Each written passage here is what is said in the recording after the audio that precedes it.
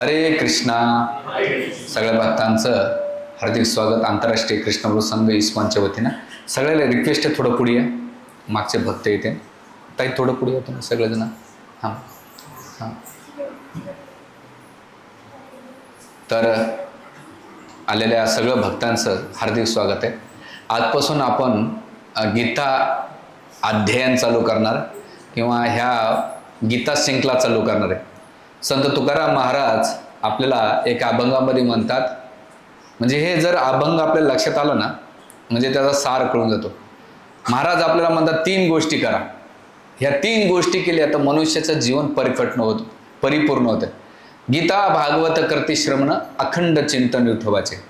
तुकाराम महाराज गीतेचं वर्णन करतात आणि सेकंड ग्रंथाचं वर्णन आहे श्रीमद भागवत. आणि हे दोन्ही ग्रंथ वाचले तर अखंड चिंतन विठोबाचे, पांडुरंगाचे, रामाचे, कृष्णाचं वर्णन केले जाते. म्हणून आपण आजपासून जो गीता अभ्यास चालू करणार आहेत याच्यामध्ये आपल्याला गीता 2 स्तरावर समजायची.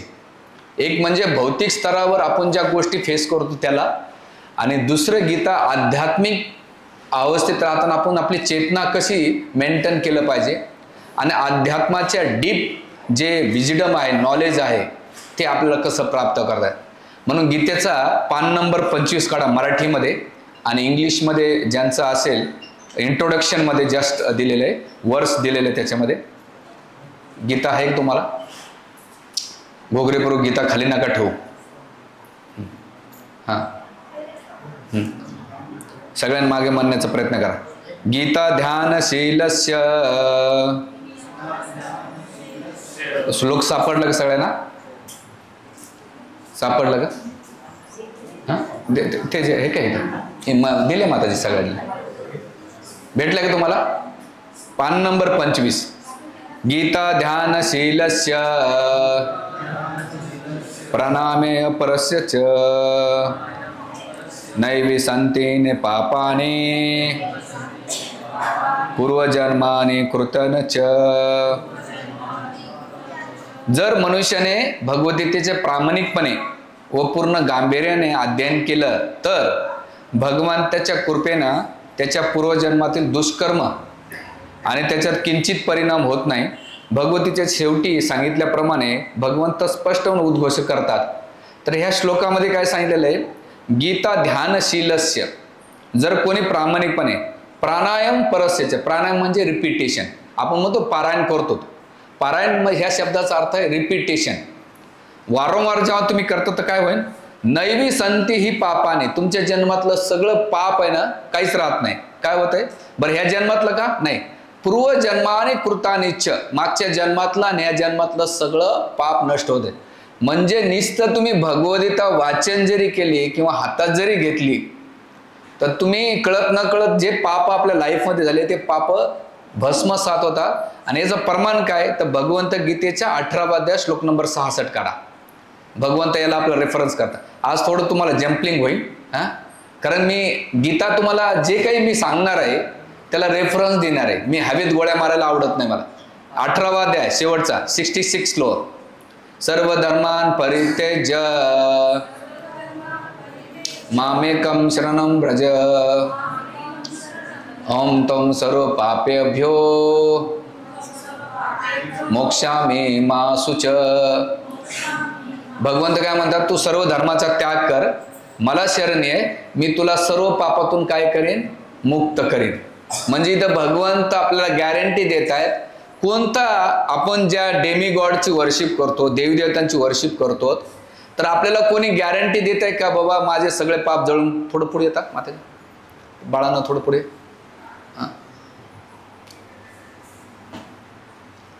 आपल्याला कोणी गॅरंटी देत नाही भगवद्गीतेची याची पापाची, पण ह्या श्लोकामध्ये दिल्या जाते.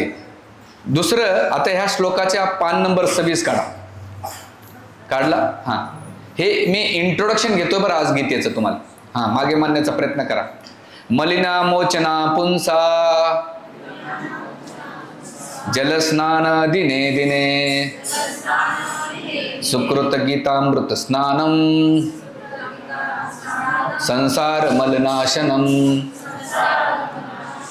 मराठीच्या पान नंबर 26. किती? 26 सापडला तुम्हाला त्याच्या फर्स्ट सेकंड श्लोका.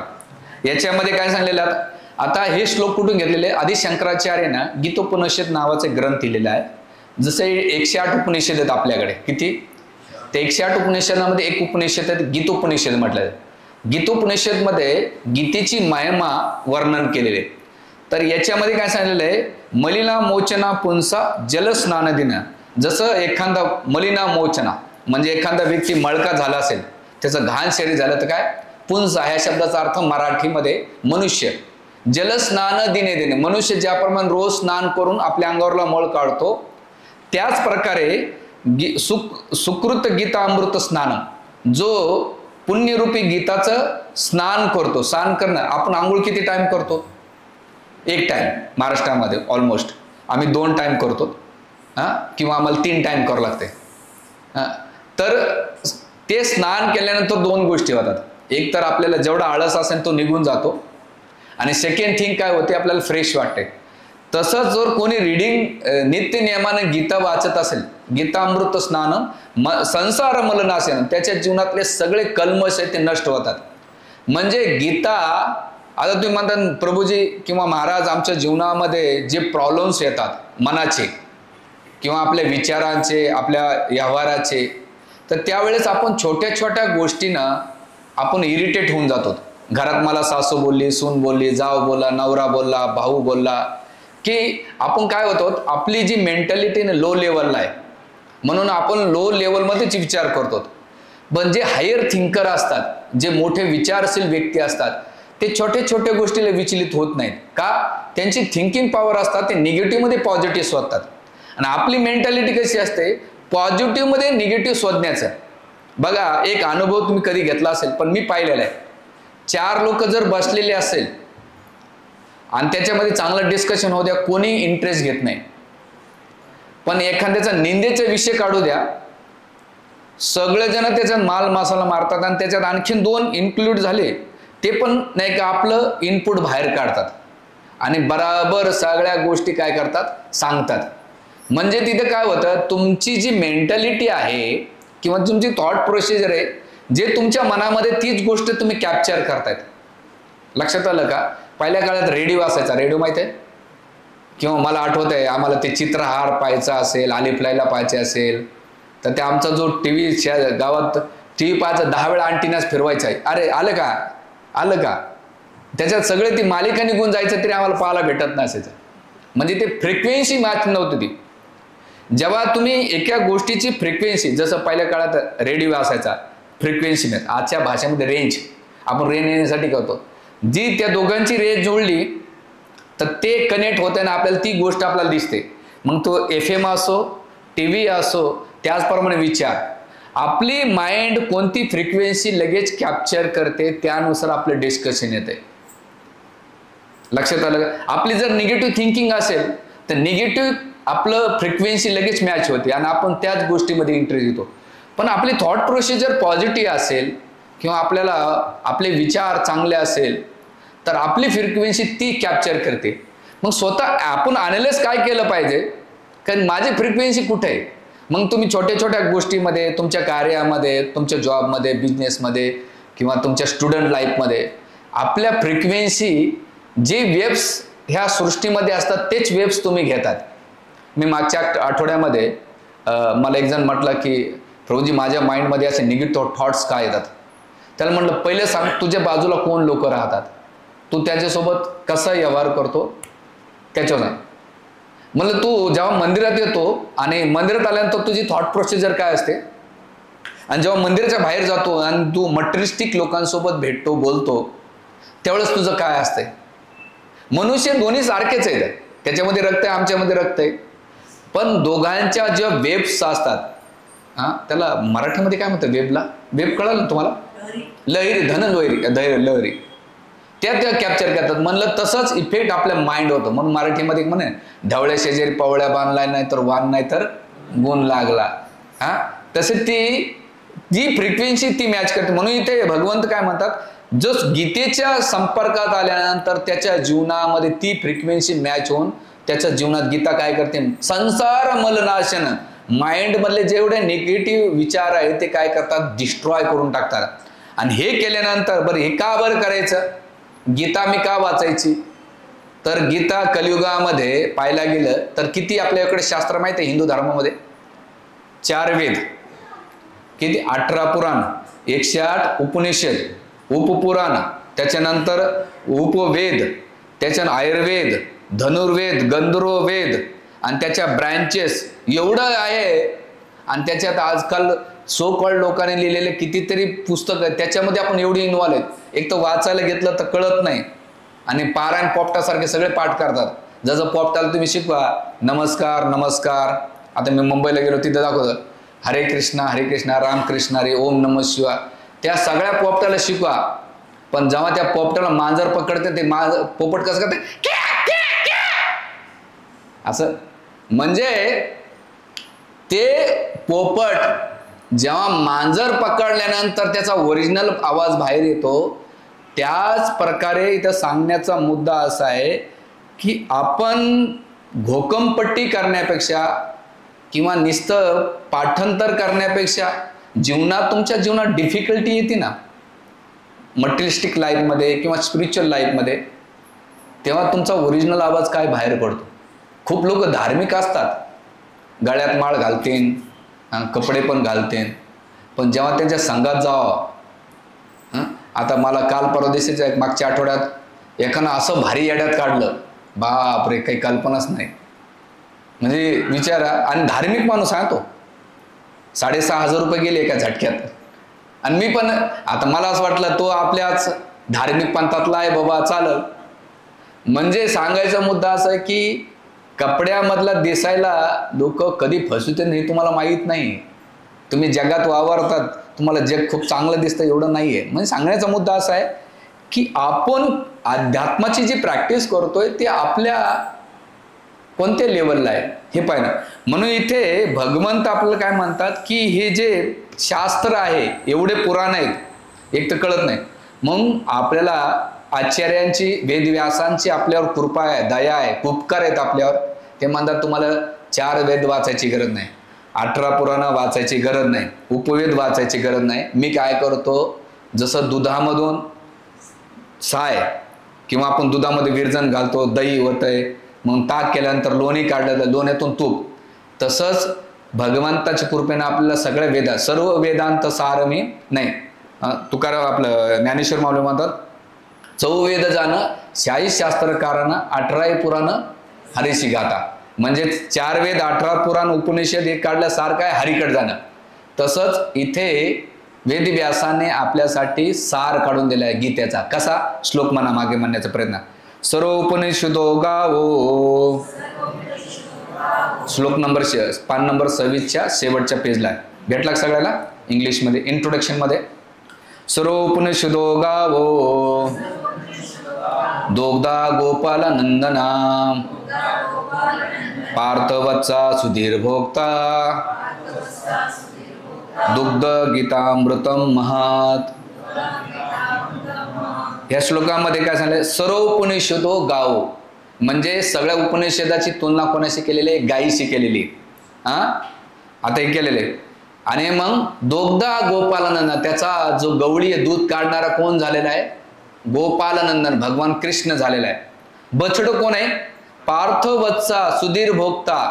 पार्थ म्हणजे अर्जुन काय झालाय, वासरू झालाय, बछड झालाय, सुधीर भोक्ता तो पिण्याचा. आणि दूध का कोणतं काढलं उपनिषदाचं, त्या भगवान कृष्णानं दूध काढून कोणतं काढलेलं, दुग्धम गीता अमृतम महत.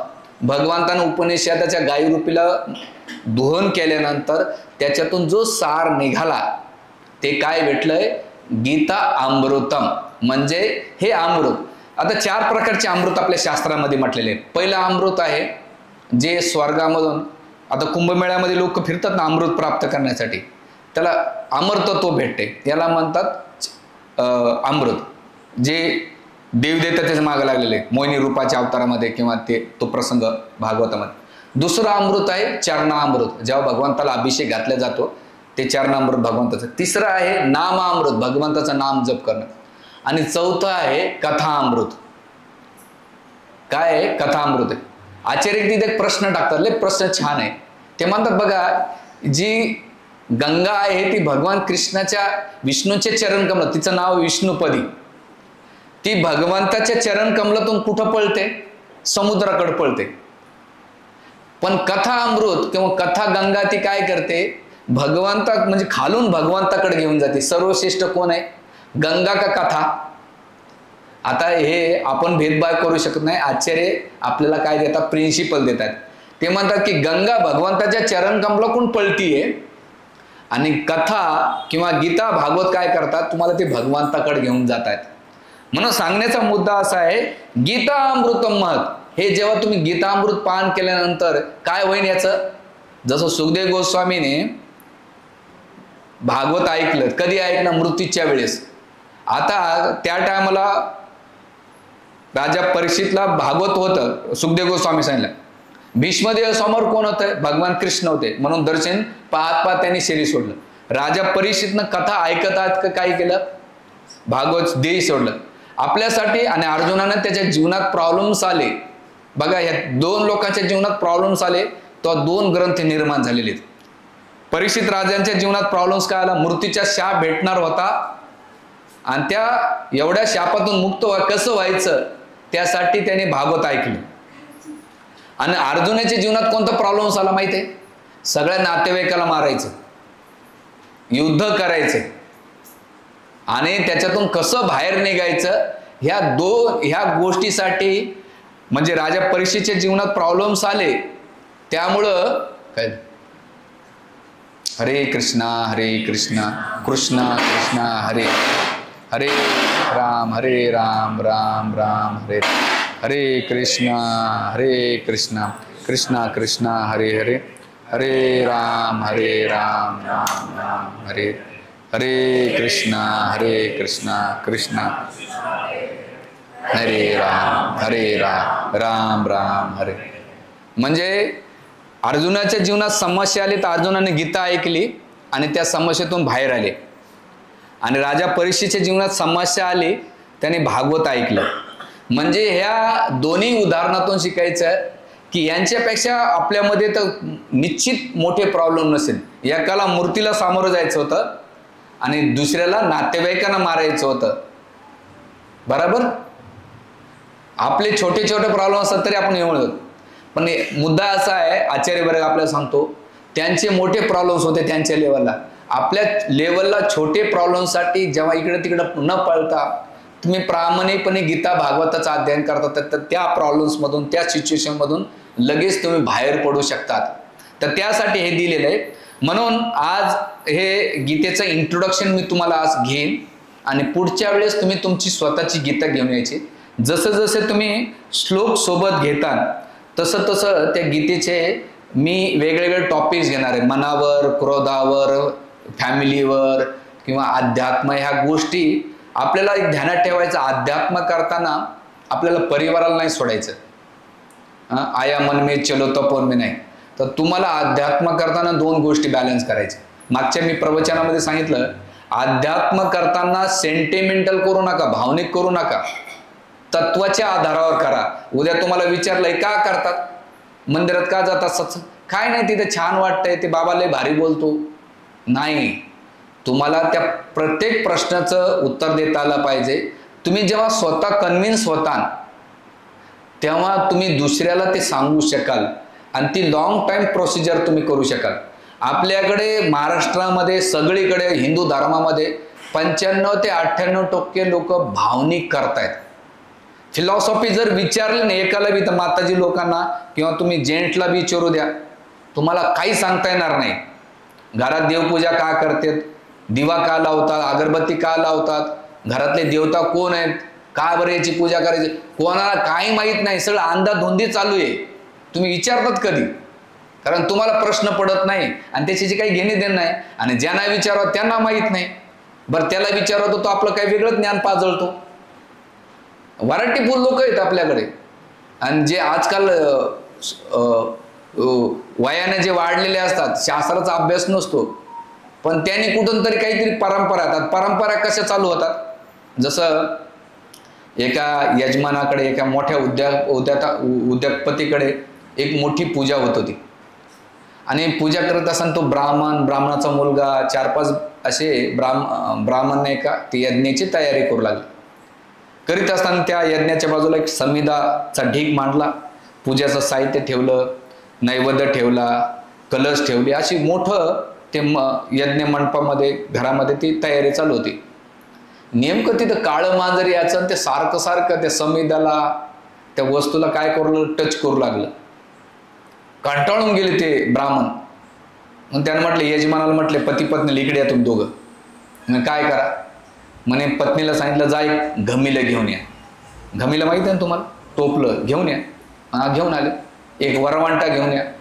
आता ती यजमानाची पत्नी तिनं विचारलं नाही, देवता सांगतात ते घेऊन यावं. घमिले घेऊन आले, वरवांटा घेऊन आला. वरवांटा कळतं ना, गंगापूर रोडला सांगितलं वरवांटा, ते बघायला लागले एकूण. मला आता वरवांट्याला वरवांटा काय सांगायचं. तर आणलं. मग ते दोन्ही वस्तू घेऊन आल्यानंतर यजमानाला सांगितलं काळे मांजर उचला तुम्ही. उचला, घराच्या डाव्या कोपऱ्याला जा, तिथं ती काळी मांजर ठेवा. पत्नीला सांगितलं तुम्ही त्याच्यावर मांजर ठेवा. ठेवली. आणि मग पतीला सांगितलं तुम्ही त्या घोमिलेवर काय ठेवा, वरवांटा ठेवा. ठेवून आले. ठेवून आल्यानंतर आले, हात तर धुतले आणि पूजेला बसले. हे दृश्य कोण पाहिलं, ब्राह्मणाच्या मुलानं पाहिलं. आणि मग काही काळानंतर तो दुसरीकडे यज्ञाला गेला आणि ब्राह्मण देवता कुठेतरी दुसरीकडे गेला. गेल्यानंतर यानं काय सांगितलं, सगळी मोठी लिस्ट दिली आणि सांगितलं 3 गोष्टी ऍड करायच्या, एक घमिलं, एक वरवांटा आणि काळी मांजर. मग कशाला, काहीच नाही. आता याला प्रश्न पडला की आपल्या गावात तर भगूरमध्ये कुठं काळी मांजर नाही, कुठं शोधायची. नातेवाईक सांगितलं पांडुरलीला बघा वाजांना विचारा कुठं आहे का काळी मांजर. लवीतला विचारलं मुठाळांना, नाणेगावाला काळ्यांना विचारलं, लवी पुन्हा इथं सांसाऱ्याला घोडशाला विचारलं. सगळ्या नातेवाईकांना सांगितलं, कळलं कुठं तरी रावळीला इकडे आहे कोणाकडे काळी मांजर. बिचारा कसे ती मांजर डेंजर होती. यजमानाला म्हटली ये बाबा तुला मी 500-1000 रुपये घेऊन देतो. आलं कसं तरी काळी मांजर आणली. मग सगळी तयारी झाल्यानंतर ब्राह्मण देवतानं उठवलं यजमान आणि त्याच्या पत्नीला. उठा. यजमानानं सांगितलं तो हात लाव भाऊ काळ्या मांजराला. लावली. आणि पत्नीला सांगितलं घमिला घेऊन ये, वरवांटा घेऊन या. वरवांटा बी शोधून आणला. घराच्या डाव्या कोपऱ्याला वास्तुपूजेला यज्ञाला ठेवून द्या, त्याच्यावर ते ठेवून द्या.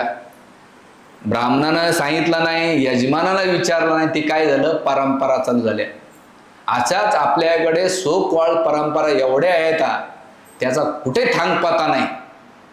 म्हणून जेव्हा तुम्ही अंधाधुंद अध्यात्म करतात ना, ते तुमच्या जीवनात गडबड करते. म्हणून इथे सांगण्याचा मुद्दा आहे, तुम्ही जे काही कराल ते तत्वज्ञानाच्या आधारावर करू. म्हणून इथे मी गीता का चालू केली, ही गीता आपल्या लाईफचं मॅन्युअल बुक आहे. आणि जेव्हा तुम्ही गीता, भागवत, आणि मी का गीता रेफर करतो, मी अधिकारी व्यक्ती नाही.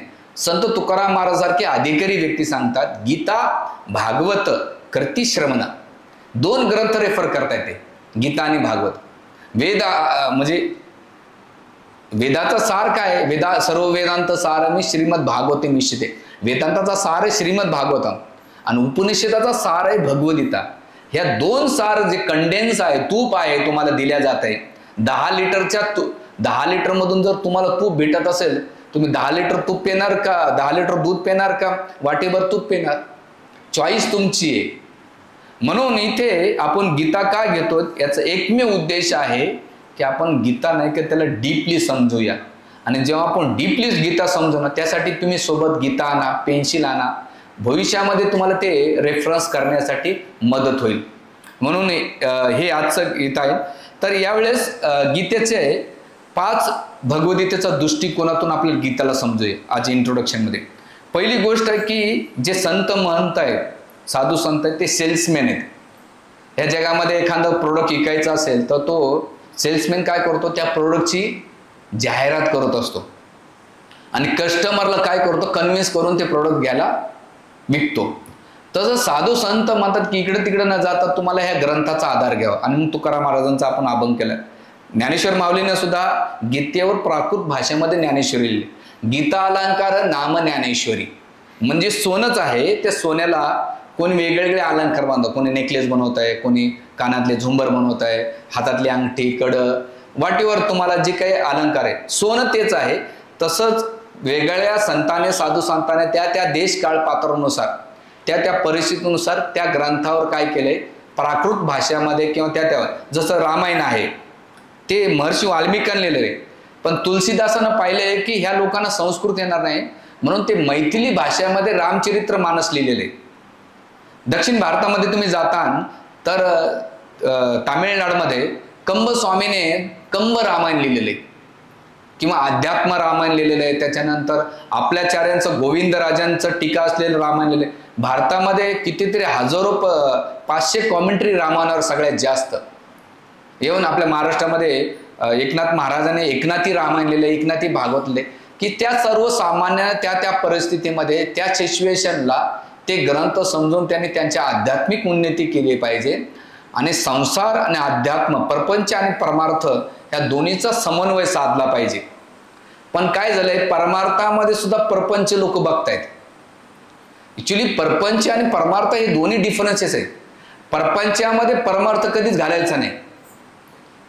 असं नाही की तिथं आता मी अध्यात्म करतोय पण अध्यात्म प्रवचन करतोय, कार्यक्रम करतोय, पण माझा हेतू काय आहे, मला याच्यातून किती पैसे भेटेल, हे झाला परपंच. नाही, तर उलट परपंचामध्ये अध्यात्म असलं पाहिजे. तुम्हाला कळतंय ना, बॉन्स होत नाही ना. नाही, तर परपंचामध्ये अध्यात्म असलं पाहिजे की माझ्या प्रतिक्रिया, माझे कार्य याच्यामध्ये मी भगवंताला केंद्रबिंदू कसं ठेवी शकेल हे आपला मेन बिंदू पाहिजे. ना की अर्थकारण असलं पाहिजे, ना की समाजकारण असलं पाहिजे, ना मान सन्मान प्रतिष्ठा या कोणत्याही गोष्टी नसल्या पाहिजे. केवळ भगवंत आणि माझ्या जीवनाला मी कसं सकारात्मक जीवन जगू शकेल हा त्याचा मागचा उद्देश पाहिजे. म्हणून इथे याच्यासाठी आता ही जे संन्यासी आपल्याला देत आहेत याला प्राइस काय, हे जर प्रोडक्ट घ्यायचं असेल, गीता समजून घ्यायचं, याला एकच प्रोडक्ट आहे, ते म्हणजे सगळ्यात मोठं श्रद्धारूपी मूल्य द्यावं लागेल तुम्हाला. विश्वास आणि श्रद्धा असेल म्हणून गीता समजण्यासाठी 2 गोष्टी महत्वाच्या आहेत. मला एका रिक्षावाल्याने विचारले, का हो महाराज बऱ्याच वेळा मी शास्त्र वाचतो आम्हाला कळत नाही. त्याला म्हटलं तुम्ही शास्त्र वाचताना पारायण करता का अध्ययन करता, खूप महत्वाचं आहे. वाचन करणं वेगळं आणि अध्ययन किंवा त्याला स्वाध्याय करणं वेगळं आहे. वाचन म्हणजे काय, सगळे पोपटासारखे पाठ करतात, पुढे पाठ मागे सपाट, काही कळालं का, अजिबात नाही. अध्ययन म्हणजे मला समजून घ्यायचं डीप, आणि डीप समजून घेतल्यानंतर स्वाध्याय या शब्दाचा अर्थ काय, अध्ययन त्या श्लोकाला, त्या तात्पर्याला मी कसं कनेक्ट करतो हे महत्वाचं आहे. जेव्हा तुम्ही भगवद्गीतेचा श्लोक वाचता तर तुम्हाला कृष्णाची थिंकिंग, फिलिंग आणि विलिंग आली पाहिजे. आणि जेव्हा तुम्ही तात्पर्य वाचतात त्याच्यावरलं विवेचन असतं त्या संतांची फिलिंग आली पाहिजे. तुम्ही म्हणून कसं, तुम्हाला व्हॉट्सअपला किंवा पहिल्या काळामध्ये लव्ह लेटर असायचं, एकूण एकाला पाठवायचं. आता माझ्या कॉलेजच्या जीवनात मोबाईलमध्ये नव्हतं, तर लेटर असे वया पुस्तकामध्ये ठेवायचे आणि पाठवायचे. जेव्हा ते वाचल्यानंतर त्याच्यामध्ये काय फिलिंग यायची, आणि मग थिंकिंग, तो विचार करायचा, फिलिंग, आणि मग विलिंग काय करायचा, तो व्यक्त करायचा. आज बी आपल्या व्हॉट्सअपमध्ये, ईमेलमध्ये आपण काय करतो, एक SMS करतो. त्यामुळे काय होते, आपण थिंकिंग करतो, फिलिंग करतो, कोण पाठविलंय, आणि मग विलिंग म्हणजे तो आपल्या शब्दामध्ये व्यक्त करतो. म्हणजे तुम्ही ज्याच्याशी व्यक्तिगत संबंध स्थापित करतात ना त्याची थिंकिंग, फिलिंग येते. थिंकिंग म्हणजे विचार करणे, फिलिंग म्हणजे अनुभव करणे, आणि विलिंग म्हणजे व्यक्त करणे. त्याच प्रकारे तुम्ही जेव्हा शास्त्र अध्ययन करतात, वाचन करतायत, तर तुम्हाला त्या श्लोकाशी वाचल्यानंतर भगवान कृष्णाची फिलिंग आली पाहिजे, आणि विलिंग म्हणजे कृष्ण माझ्याशी बोलतायत. आणि जेव्हा तुम्ही तात्पर्य वाचतायत तुम्हाला प्रभुपाद, तुकाराम महाराज ह्या आचार्यांचा अनुभव आला पाहिजे. जसं त्या SMS मधून त्या व्यक्तीचं तुम्ही करतायत, त्या लव्ह लेटर मधून तुम्ही हे करतायत, तसं शास्त्र वाचताना, समजून घेताना ते जर तुम्ही कनेक्टिव्हिटी केली तर तुम्हाला ते अंडरस्टँडिंग होईल. कनेक्टिव्हिटी नाही केली ना तुम्हाला ते अंडरस्टँडिंग होणार नाही. म्हणून इथे 5 गोष्टी समजूया. भगवद्गीतेची नेमकं भूमिका काय, तर पहिलं भूमिका आहे, फर्स्ट असं आहे, एक आहे ते म्हणजे भगवद्गीता ही औषधाप्रमाणे आहे. काय औषध, किंवा औषध काय, जसं तुमच्या शरीर फिजिकली काही प्रॉब्लेम झाले तुम्ही डॉक्टरकडे जाऊन काय करतात, मेडिसिन्स घेतात आणि तो रोग बरा करतात. त्याच प्रकारे संसारामध्ये मानसिक रूपी इथे प्रत्येक जण चिंताग्रस्त आहे, काळजी करतय, भय आहे, दुःख आहे त्याच्या जीवनामध्ये, याला कोणतं औषध आहे.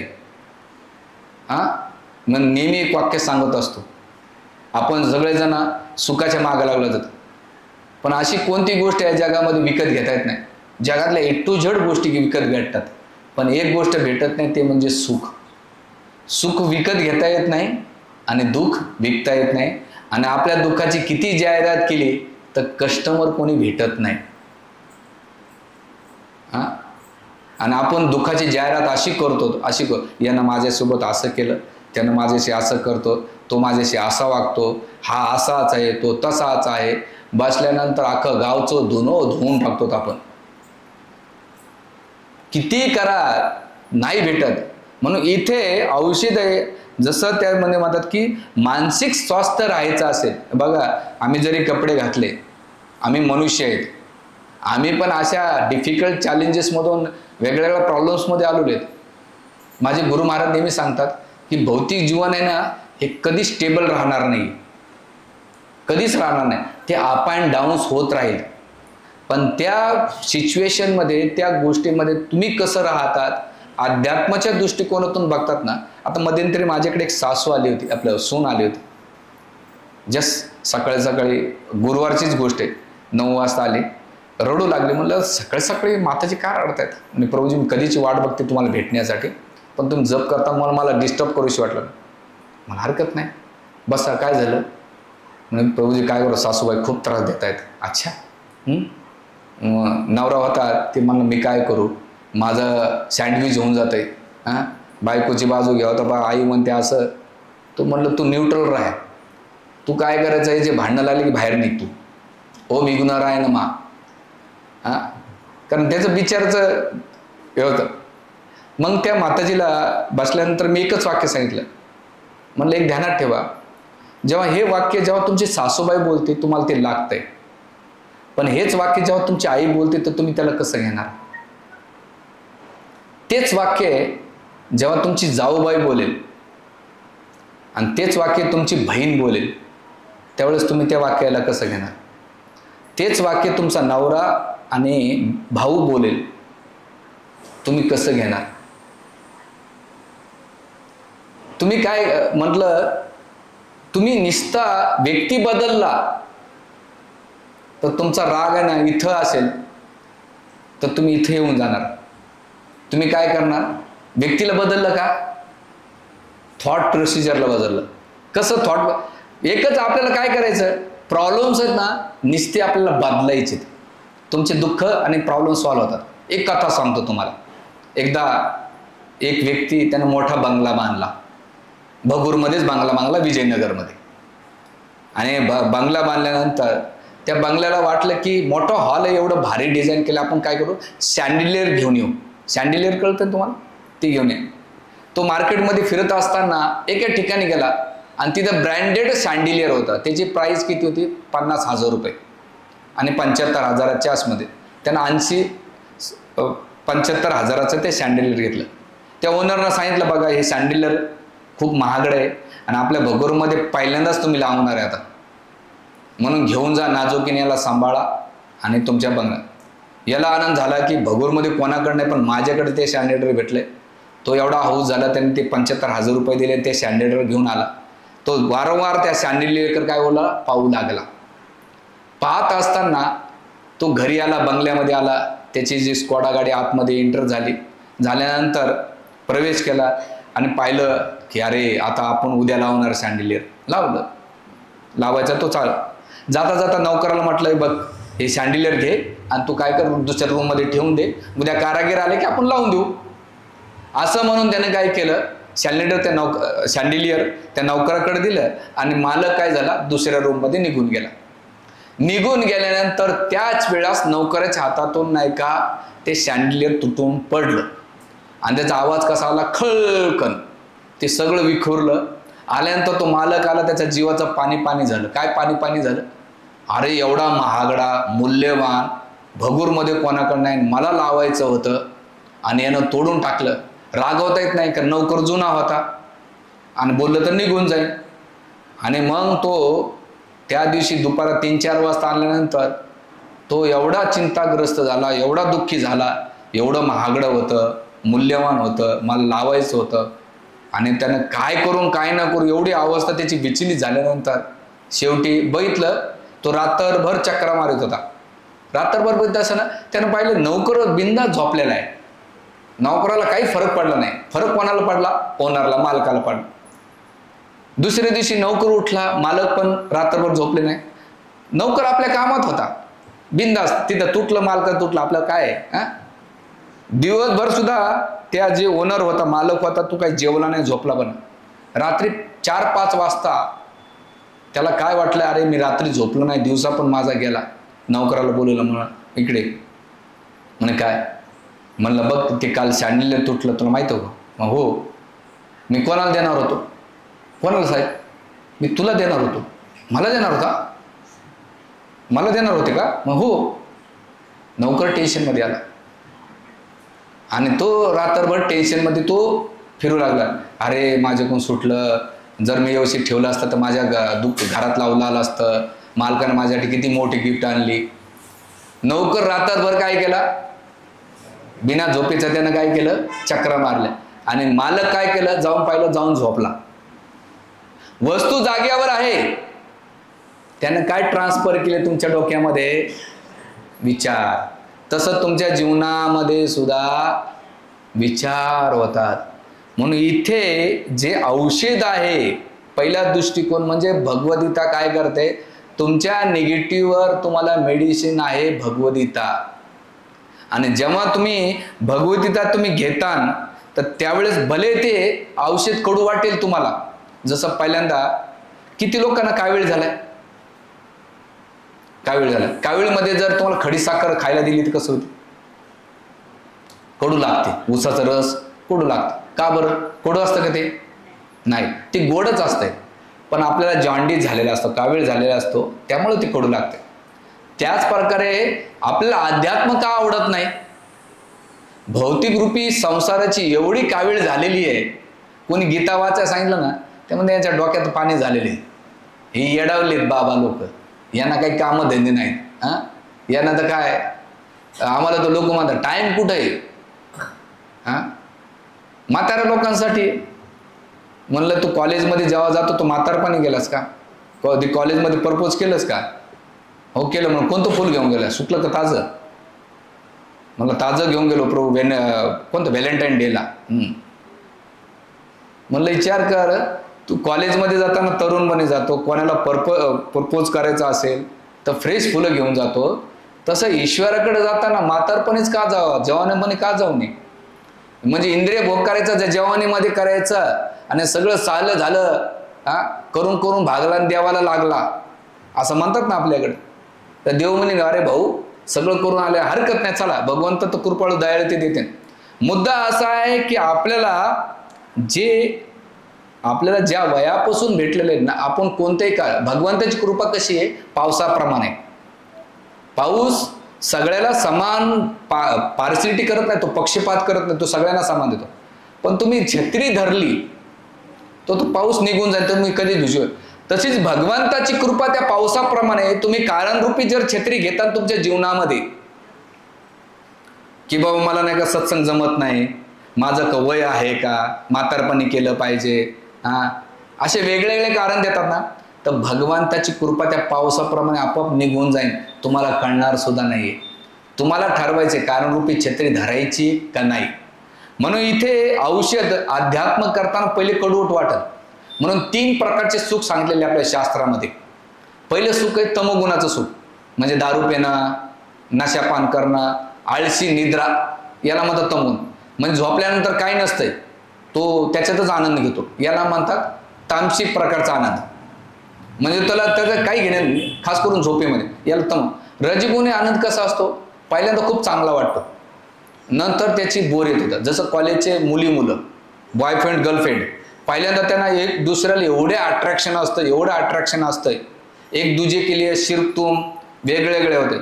पण काही काळानंतर एकत्र आल्यानंतर जेव्हा इंद्रिय भोग होतो आणि मग त्याच्यामध्ये त्याच प्रेमामध्ये काय होते, दुश्मनी निर्माण होते आणि ती कडवट निर्माण होते. त्याच्यामध्ये एकोणाकाचे शत्रू बांधतात. ते आपण कितीतरी प्रकार, याला म्हणतात रजोगुणी आनंद. पण सत्वगुणाचा आनंद कसा? पहिल्यांदा कडू वाटतो पण शेवट गोड होतो. जसं अध्यात्म सत्वगुणाचा आनंद आहे. पहिल्यांदा तुम्हाला जप करणं, प्रवचन अटेंड करणं, ग्रंथ वाचन करणं जड जात आहे. लोक वर्षानुवर्ष सत्संगाला येतात, त्यांना बोरेत काम होत आहे.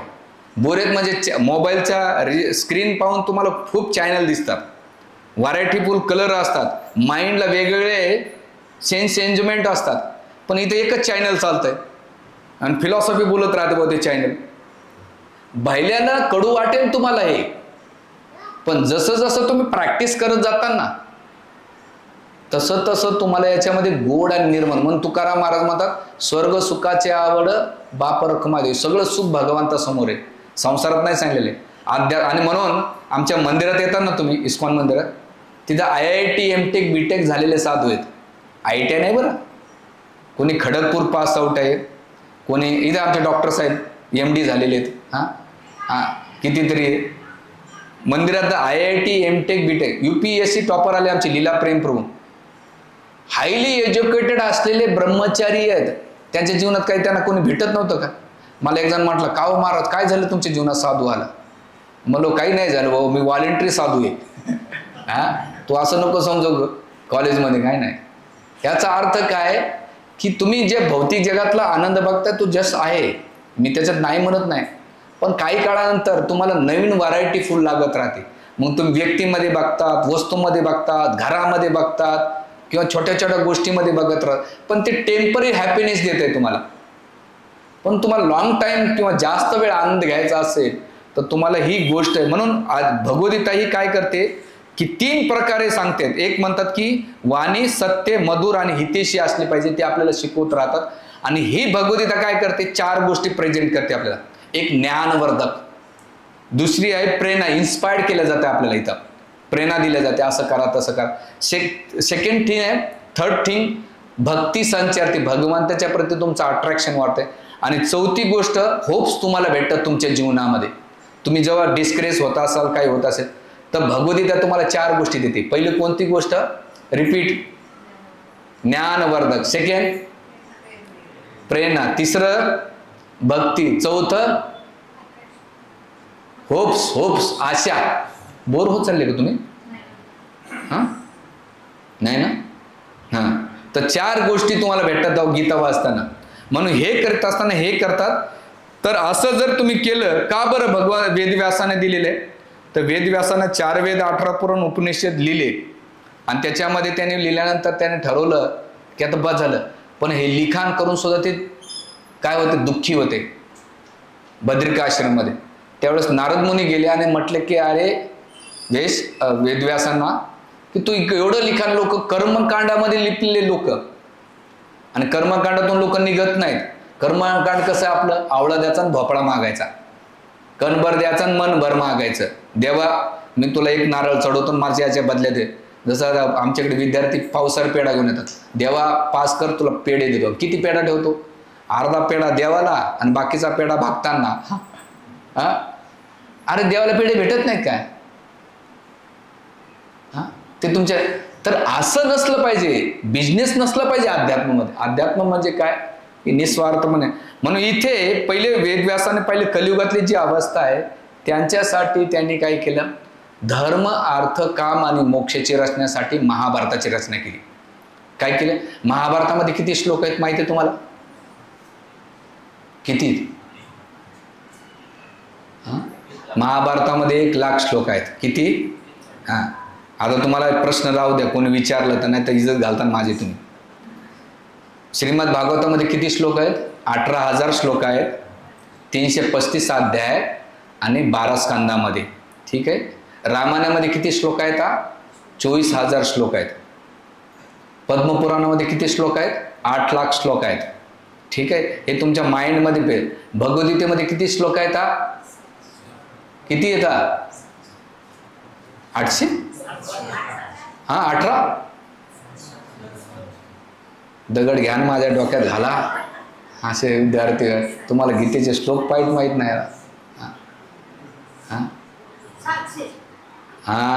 कोण बोललं? आजी बोलल्या. आजीसाठी टाळ्या होत्या एकदा.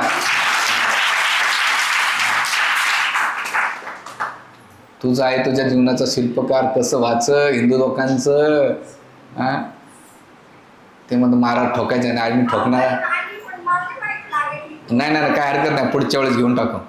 तर 700 श्लोक आणि 18 अध्याय आणि 5 विषयांची चर्चा. किती?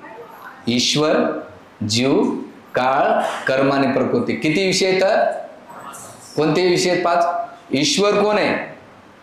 जीव कोण आहे? मी आणि त्यांचा काय संबंध? तिसरी गोष्ट कर्म, काळ आणि प्रकृती. या 5 विषयांची चर्चा गीतेमध्ये 700 श्लोकात. तर असं आपल्यासाठी दिलेलं आहे. आणि त्या महाभारतामध्ये 1,00,000 श्लोकामध्ये 8,888 श्लोक हे कूट श्लोक आहेत. कूट श्लोक म्हणजे काय? एका श्लोकाचे वेगवेगळे मिनिंग होऊ शकतात. आता एक श्लोक आहे, जेव्हा महाभारत लेखन करीत होते गणपती बाप्पा, तर गणपती बाप्पाचा स्पीड जोरात होता म्हणून वेदव्यासाने त्यांच्या स्पीडला ब्रेकअप टाकण्यासाठी 8,888 श्लोक टाकलेले आहेत.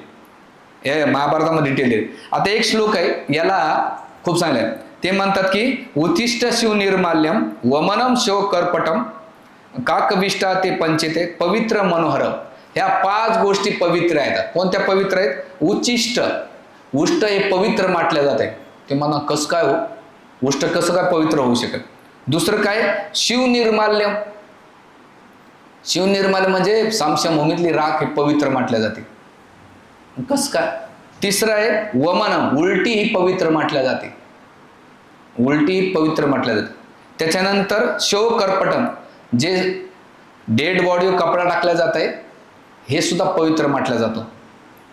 काकविष्टा पंचे पवित्र मनोहर, ज्या झाडावर पक्षी बसतात ते पवित्र म्हटलं जाते. आता बाहेरून अर्थ याचा असा आहे, याचा डीप अर्थ काय? पहिले दिलेलं आहे उच्चिष्ट. उच्चिष्ट म्हणजे आपण अभिषेकाला जे दूध वापरतो ना, तर बछडं काय करतंय? पहिले स्थानाला हात पितंय.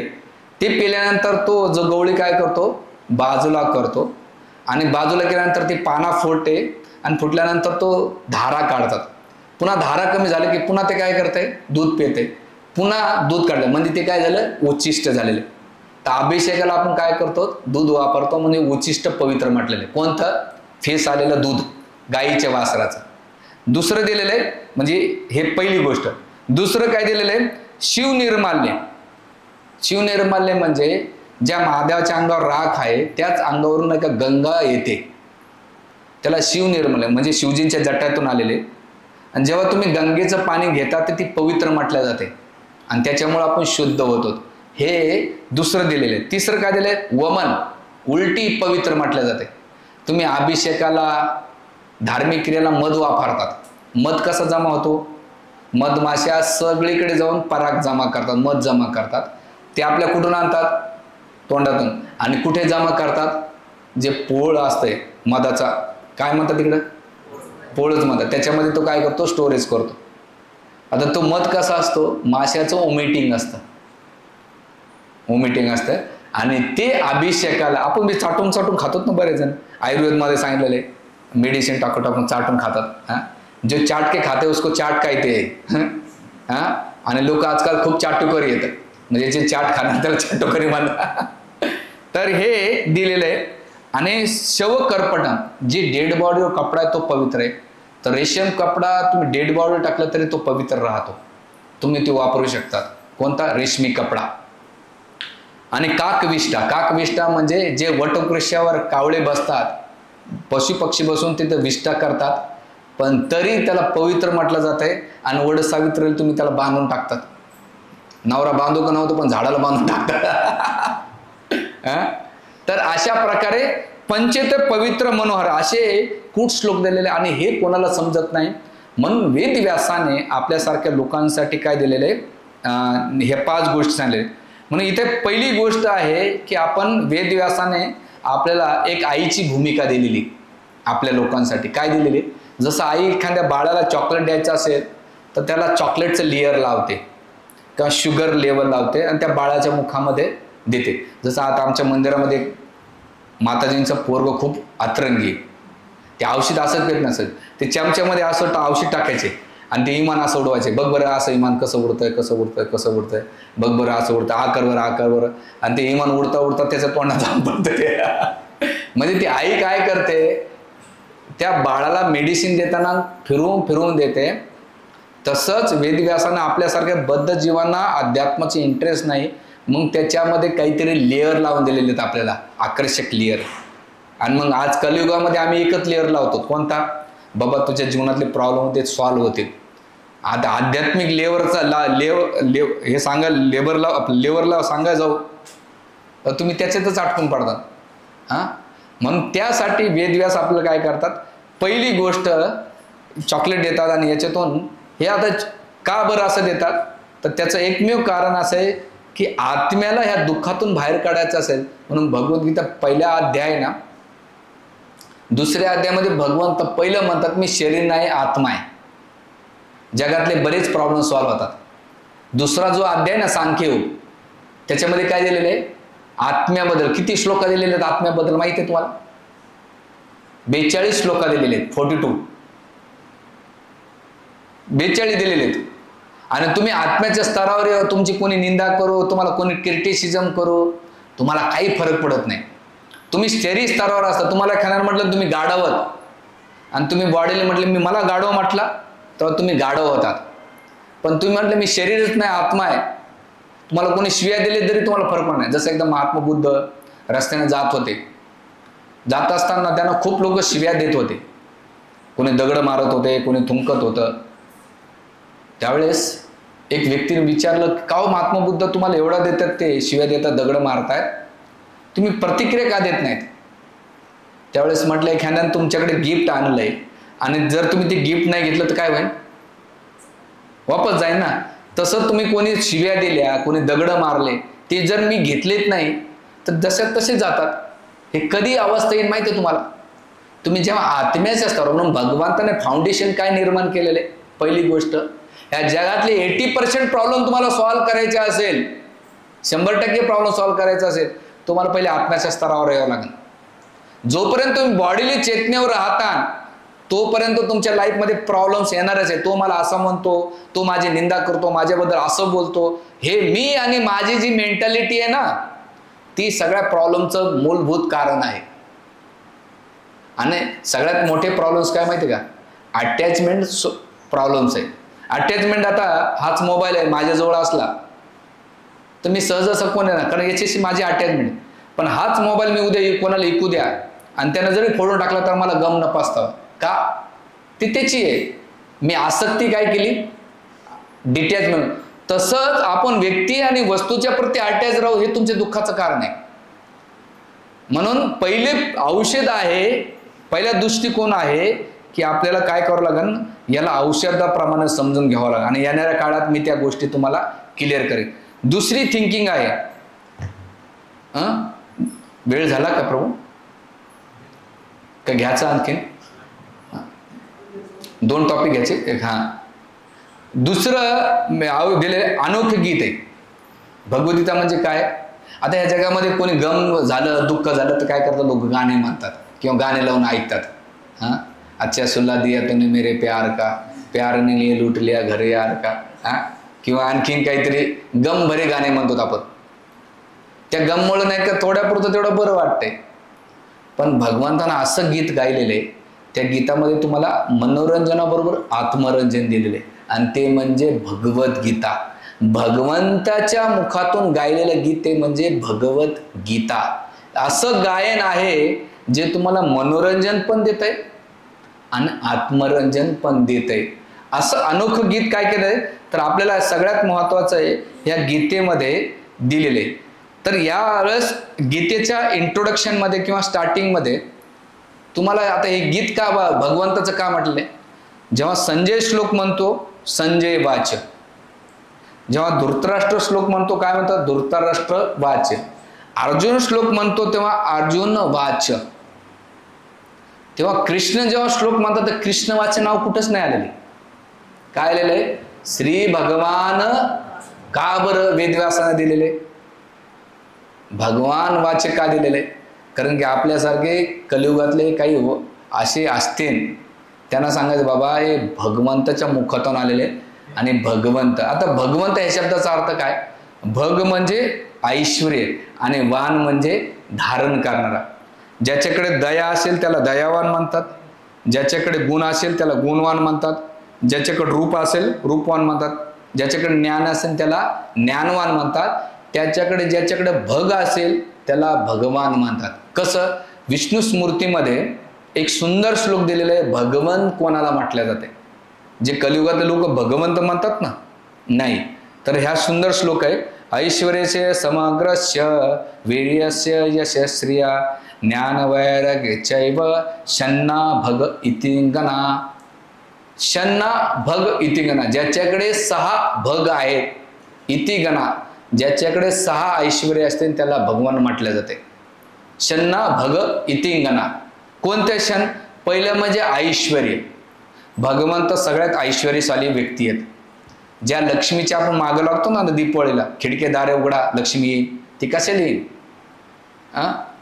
ती जेव्हा येते तिचे 2 वाहन आहेत लक्ष्मीचे.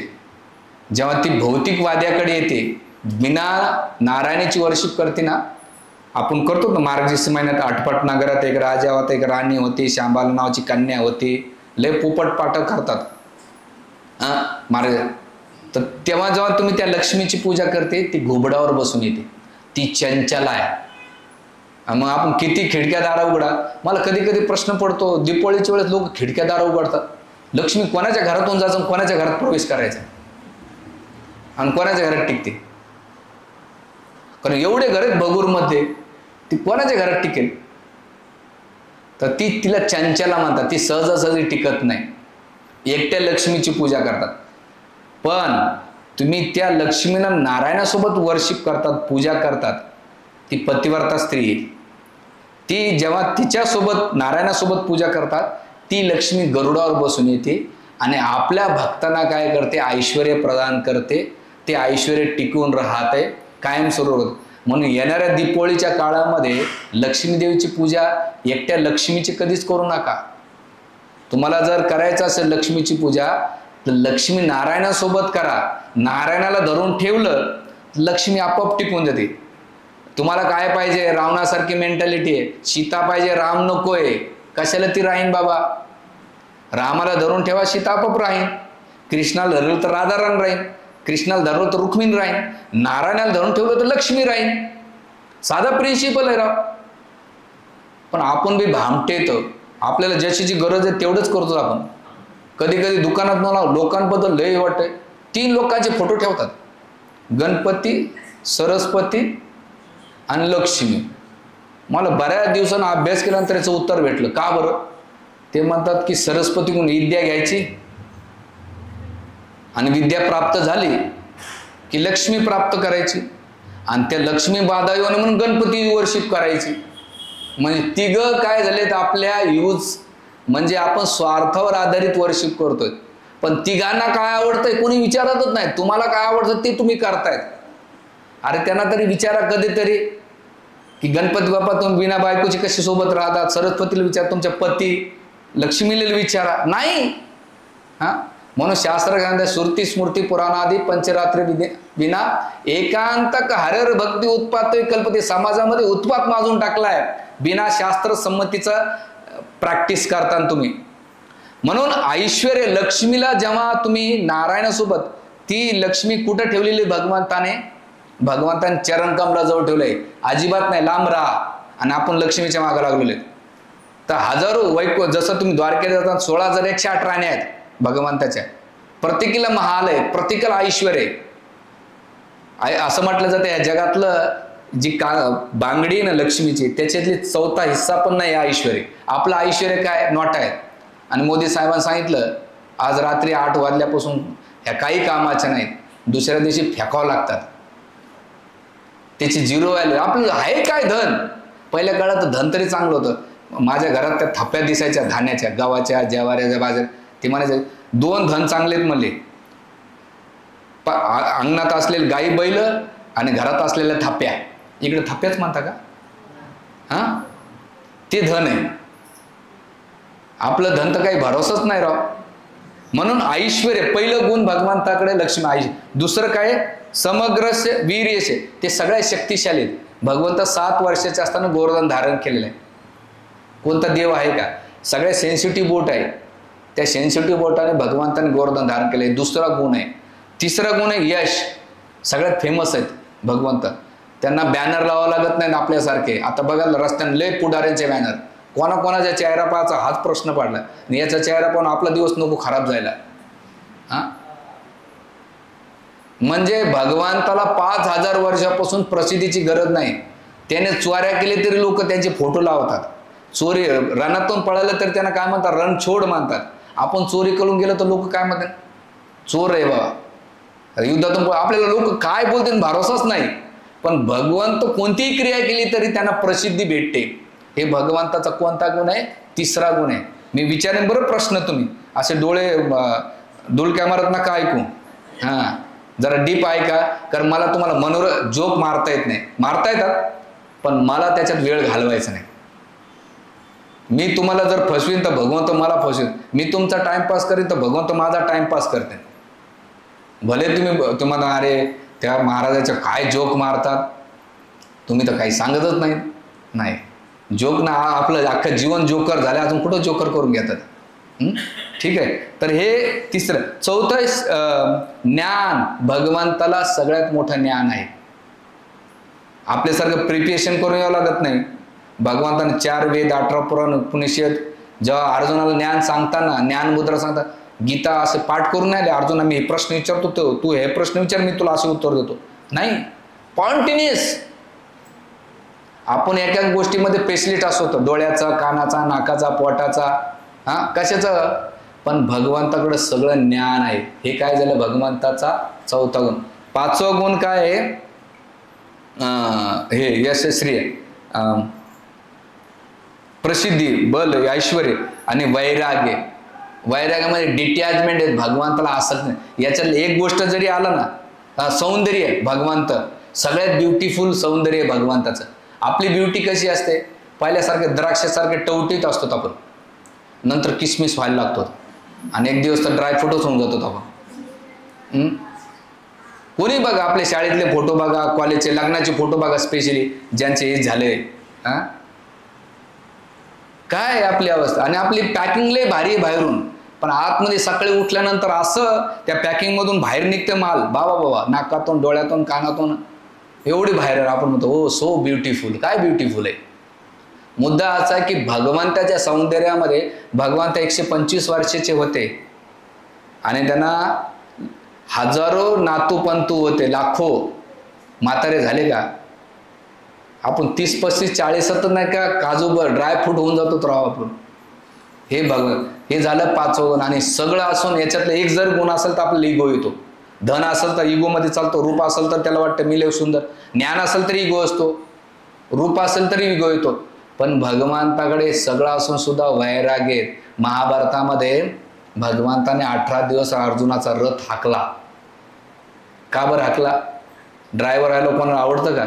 पण आणि महाभारतामध्ये वर्णन आहे क्लिअर, वेदव्यास काहीच लपवत नाही. सारथ्याला राईटला जायचं असेल तर अर्जुन राईटला लात मारतो, लेफ्टला जायचं असेल लेफ्टला, सरळ जायचं असेल तर सरळ लात मारायची. भगवंताने किती दिवस अर्जुनाच्या लाता खाल्ल्या माहिती आहे, 18 दिवस. का बरं. भगवंत भक्तवत्सल आहेत. म्हणून इथे हे जे भगवंताने सांगितलेलं नाही, हे भगवंत आहेत. अशा भगवंताला आपण केलं पाहिजे. आणि हे दृष्टिकोन अशा भगवंताच्या मुखातून जेव्हा आपण समजू, तेव्हा आपल्याला नाही का वास्तविक जी दृष्टिकोन प्राप्त होईल की अरे आपण जे नॉलेज घेतोय ते कोणतं साधारण नॉलेज नाही आहे, तर याला डीप नॉलेज म्हटलं जात आहे. हा दृष्टिकोन आहे. आणि याच्यासाठी हे जे कोणी वाचत आहे त्याच्या लाईफमध्ये ट्रान्सफर होत आहे, चेंजेस होतात. आणि मी तुम्हाला सांगतो, एखादी जर मेडिसिन कोणी खात असेल आणि त्या मेडिसिनचा इफेक्ट होत नसेल तर ती मेडिसिन लोक बंद करतात. का हो प्रभूजी, करतात ना. पण ज्या मेडिसिनचा इफेक्ट होत असेल तर तुम्ही काय करतात, वारंवार खातात. त्याच प्रकारे हजारो लोकांचं लाईफ बदललं ह्या गीतेमुळं. भारतीय तर सोडा, अमेरिकन घ्या, रशियन घ्या, आफ्रिकन घ्या, मुस्लिम्स घ्या, ख्रिश्चन्स घ्या, बुद्धिझम घ्या, ज्याने ज्याने गीता वाचली त्याच्या लाईफमध्ये बदल झालाय. आणि इस्कॉन मधला सगळ्यात जास्त प्रचार भारतात नाही आहे, रशियामध्ये आहे. सेकंड थिंग आफ्रिका कंट्रीमध्ये आहे. ज्यांना नावाचा प्रकार माहीत नाही, अशा लोकांनी त्यांच्या जीवनात नियमाचं पालन करून भगवतीला फॉलो करतायत. याचा आणि गीता किती भाषेमध्ये तुम्हाला विश्वास येणार नाही. 95 भाषांमध्ये गेले. इंग्रजी, जर्मनी, चिनी, इटाली, जापनीज, इराणी, अरेबियन सगळ्या कंट्रीमध्ये तुम्हाला विश्वास आहे ना, आतापर्यंत 65 करोड पेक्षाही जास्त भगवद्गीता वितरण झालेली. किती? 65 करोड पेक्षा जास्त वितरण झालेलं आहे. म्हणजे ज्या लोकांनी गीता वाचली, आत्मसात केले, त्यांच्या लाईफमध्ये चेंजेस झालेले आहेत. आणि मग ते आध्यात्मिक असो की मटेरियलिस्टिक असो, हे ह्या गीतेतून दिलेले. म्हणून हे गीतेचं नॉलेज आहे. त्यामुळं प्रत्येकानं आपण या गीतेला समजू. याचे अजून 3 दृष्टिकोन. मी डीपमध्ये का जातोय, थोडंसं आपल्याला खोलवर गेल्यानंतर आपल्याला त्याचे आणखीन रत्न भेटेल. येणाऱ्या काळामध्ये आणखीन 3 गोष्टी घेऊ आणि झाल्यानंतर पुढे जेव्हा तुम्ही भगवद्गीता, तर एक एक अध्यायाचा मी सारांशमध्ये सांगेल. म्हणजे तुम्हाला ह्या अध्यायातून काय शिकायचं, याच्यातून काय काय लेसन्स आहेत, एक एक अध्याय आपण कव्हर करूया. ठीक आहे. हरे कृष्णा कृष्णा कृष्णा हरे हरे, हरे राम राम राम. ग्रंथराज श्रीमद भगवद्गीता की जय. मी यासाठी थांबवलं, कोणाला काही प्रश्न असेल तर